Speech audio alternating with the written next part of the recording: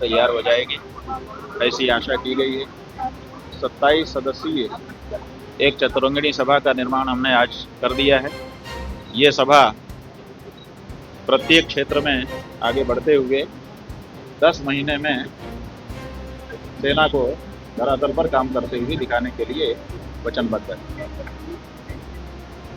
इसका स्वरूप ये है कि ये शंकराचार्य जी की चतुरंगिणी है और इस उद्देश्य से अस्तित्व में आ रही है कि हिंदुओं के मन में जो भय व्याप्त है तरह तरह का, वो सच नहीं बोल पा रहे हैं, वो सच के साथ खड़े नहीं हो पा रहे हैं, उनकी मजबूरी हो गई है कि वो झूठ का समर्थन करें, तो उस भय से उनको मुक्ति दिलाने के लिए कार्य। हाँ,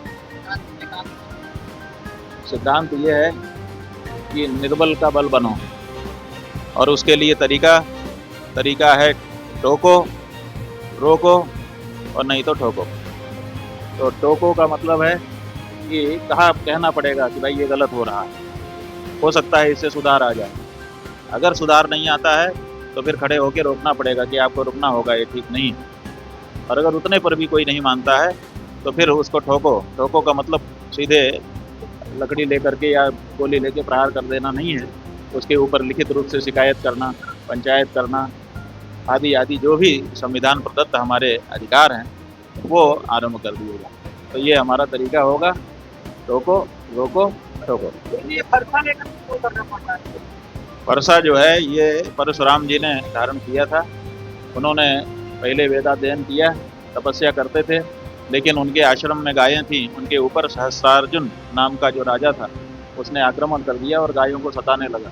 तो गायों के दुख को दूर करने के लिए गवाम दुखम अपाकर्तुम शस्त्रम जग्राह भार्गव, वहाँ लिखा हुआ है पुराण में कि गायों के दुख को दूर करने के लिए वैदिक होकर के, ऋषिपुत्र होकर के भी उन्होंने शस्त्र धारण किया, ये परशु धारण। तो उसी के प्रतीक में आज भी यही हो रहा है।